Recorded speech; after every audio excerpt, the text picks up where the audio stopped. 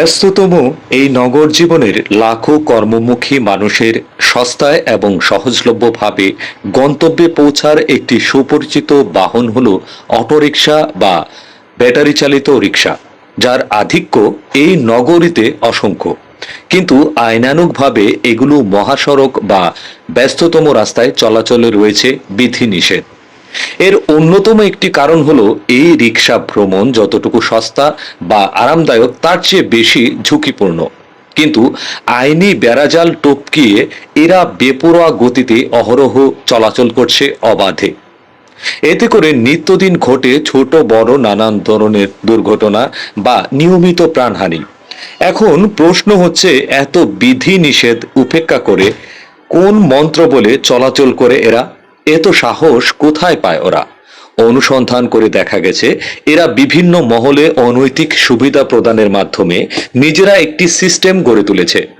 মাঝে মাঝে এদের আবার পাকড়াও করা হয় এবং সাময়িক জরিমানা ও গাড়ি জব্দ করা হয়, পরবর্তীতে আবার ছেড়েও দেওয়া হয়।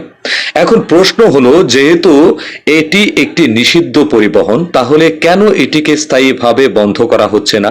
কেন এই ছাড়া আর ধরার হাস্যকর খেলা চলে? মাঝখান থেকে আর্থিকভাবে ক্ষতিগ্রস্ত হয় বেচারা রিক্সাওয়ালা। চলুন তাদের মুখ থেকেই শুনে আসি তাদের সাথে বাস্তবে কি ঘটে।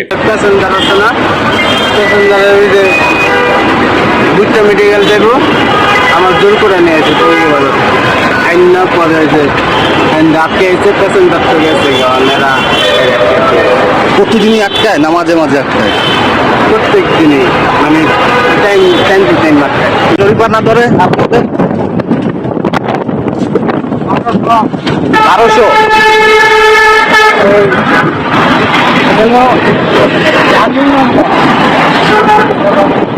1200 টাকা না দিলে মামলা দেয়। 1200 দিলে মামলা কাগজে দেয়। এটা তো অত চলে সবসময় এই করতে। এটি যেহেতু একটি নিষিদ্ধ যানবাহন এবং ঝুঁকিপূর্ণ এবং সেই সাথে আইনানুগভাবে নিষিদ্ধ, সুতরাং এটিকে সাময়িক সময়ের জন্য নয়, বরং এটিকে স্থায়ীভাবে নিষিদ্ধ করার দাবি জানাচ্ছি।